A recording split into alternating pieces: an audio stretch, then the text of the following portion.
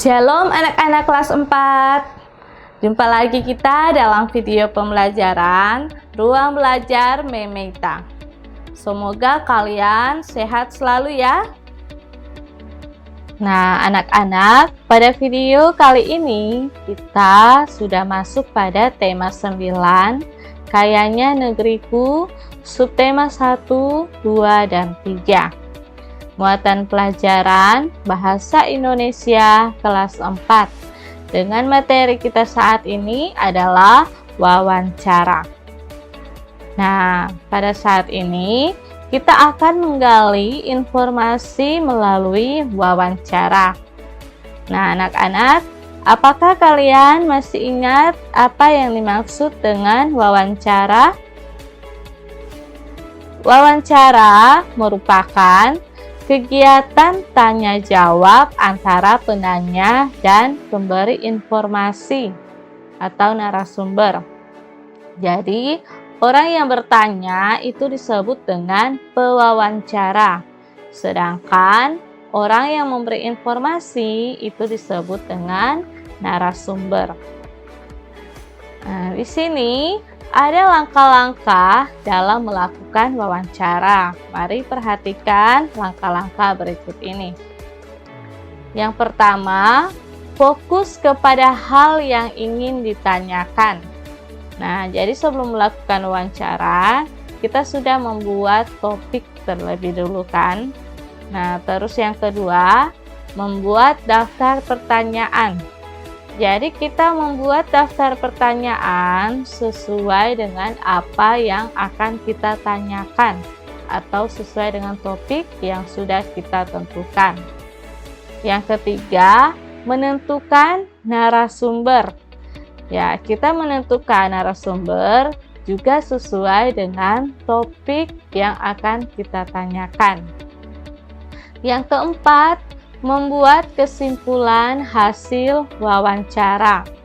Yang kelima, mencatat hal-hal penting seputar jawaban.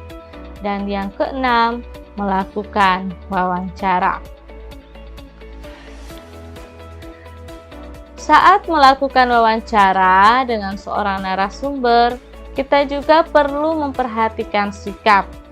Hal-hal yang perlu diperhatikan saat wawancara yaitu menggunakan bahasa baku dan santun. Kemudian, menggunakan pertanyaan singkat dan mudah dipahami. Terus, tidak mencela pembicaraan. Dan memilih narasumber sesuai dengan bidang keahlian. Nah, anak-anak, dalam kehidupan kita setiap hari, kita selalu melihat di TV ya, ada seorang wartawan yang sedang melakukan wawancara.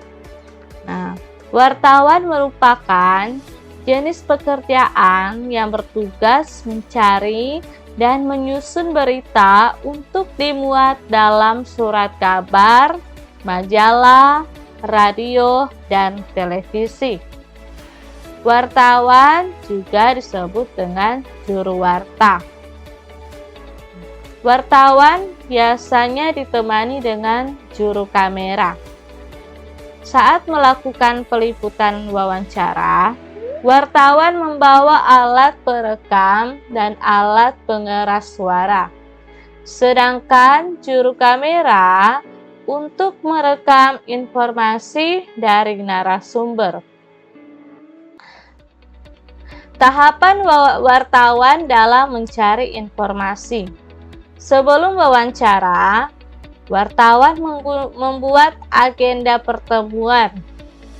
Kemudian, membuat daftar pertanyaan sesuai dengan tema dan menyiapkan peralatan yang dibutuhkan saat wawancara.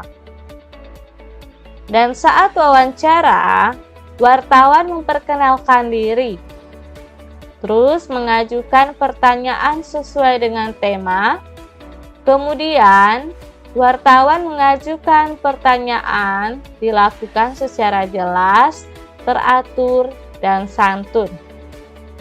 Setelah wawancara, wartawan merangkum informasi yang telah diberikan oleh narasumber dalam bentuk laporan wawancara. Nah, bagaimana cara melakukan wawancara? Cara yang dilakukan saat kita melakukan wawancara. Nah, jadi sebelum melakukan wawancara, yang pertama kita tentukan dulu narasumbernya ya. Jadi yang pertama menentukan narasumber. Terus yang kedua menentukan waktu dan tempat wawancara. Jadi kita sudah membuat janji dengan narasumber yang sudah ditentukan. Yang ketiga, membuat daftar pertanyaan. Nah, saat wawancara, hal yang dilakukan adalah yang pertama menemui narasumber sesuai dengan janji yang sudah dibuat. Yang kedua, mengajukan pertanyaan kepada narasumber. Yang ketiga, mencatat jawaban narasumber. Nah, dan yang keempat, setelah kalian mendapat informasi narasumber, jangan lupa mengucapkan terima kasih kepada narasumber. Nah, anak-anak, pada saat ini Mem akan menampilkan sebuah contoh video saat melakukan wawancara. Mari kita simak sama-sama video berikut ini. Halo kakak. Halo papa, silakan duduk. Iya, terima kasih. Halo semuanya, perkenalkan nama saya Dea Kastera. Saat ini saya akan melakukan wawancara tentang manfaat sumber energi. Narasumbernya adalah papa saya, Monce Kastera. Selamat pagi papa. Selamat pagi kakak Dea. Baiklah, saat ini saya akan menanyakan beberapa pertanyaan ya. Ya, silakan. Yang pertama, dalam kehidupan sehari-hari sumber energi apa saja yang papa pergunakan untuk kegiatan papa? Sumber energi yang biasa papa gunakan sehari-hari itu adalah energi air, kemudian matahari, kemudian ada juga listrik dan bahan bakar minyak. Gitu. Apa saja manfaat dari energi tersebut? Manfaatnya, nah, misalnya kalau untuk air ya, itu bisa kita gunakan untuk misalnya mandi, kemudian mencuci kendaraan, cuci pakaian, kemudian bisa digunakan untuk minum. Dalam kehidupan kita sehari itu sangat bermanfaat. Dan kemudian berikut juga ada matahari. Nah, kalau matahari sendiri itu kita bisa gunakan misalnya untuk mengeringkan baju, mengeringkan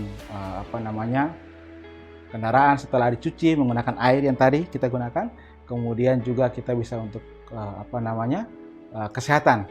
Dalam kondisi pandemi seperti ini kan matahari itu sangat bermanfaat bagi kesehatan tulang kita. Nah, yang berikut juga ada tentang listrik, manfaat energi listrik. Nah, itu bisa kita gunakan untuk menyetrika baju, menonton televisi, menyalakan TV, kemudian lampu kita bisa gunakan untuk itu dan lain-lain itu. Dan satu lagi yang terakhir itu bahan bakar minyak. Nah, bahan bakar minyak itu kita bisa gunakan untuk kendaraan yang paling terutama. Jadi kalau kemana-mana, kalau kita tidak ada bahan bakar minyak, dengan menggunakan kendaraan kita tidak akan berjalan. Kira seperti itu. Lalu bagaimana cara papa mendapatkan sumber energi tersebut? Cara mendapatkannya, misalnya untuk air. Nah, kalau air itu kan kita bisa dapatkan dari pump. Nah, atau mungkin juga dari tanah atau yang bisa disebut dengan sumur. Itu kalau air. Kemudian kalau matahari, ya seperti yang kita lihat sehari-hari dalam kehidupan kita.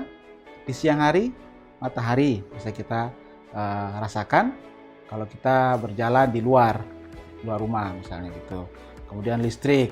Nah, listrik juga kita bisa mendapatkannya dari sumbernya adalah PLN, pembangkit listrik. Nah, dari situ baru kita bisa menggunakannya untuk menyalakan TV, menyalakan lampu, dan lain-lain. Kemudian lagi yang terakhir itu adalah bahan bakar minyak.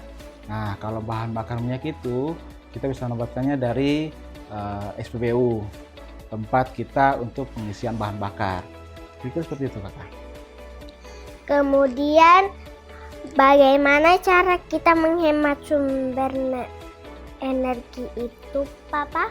Ya, kalau untuk air, kemudian listrik, bahan bakar minyak, ya kita gunakan seperlunya saja. Di saat kita membutuhkan, baru kita gunakan. Kayak air, waktu mau gunakan, kita buka kerannya, baru kita pakai. Ataupun kayak listrik, saat kita mau memakai listrik, baru kita pasang. Tapi kalau tidak pakai, ya dimatikan. Begitu kira-kira. Itu aja. Oke, terima kasih Papa. Ya, sudah sama-sama. menjawab semua pertanyaan saya dengan baik. Ya, Dan terima kasih juga untuk waktunya. ya sama-sama Kakak. Demikianlah wawancara saya, reporter cilik Dea Castera, dan mengucapkan terima kasih. Sampai jumpa. Dan Nah, anak-anak, itulah materi yang bisa Mem sampaikan pada video kali ini. Semoga materi ini dapat bermanfaat untuk kalian semua. Terima kasih, sampai jumpa di video pembelajaran selanjutnya. Tuhan Yesus memberkati.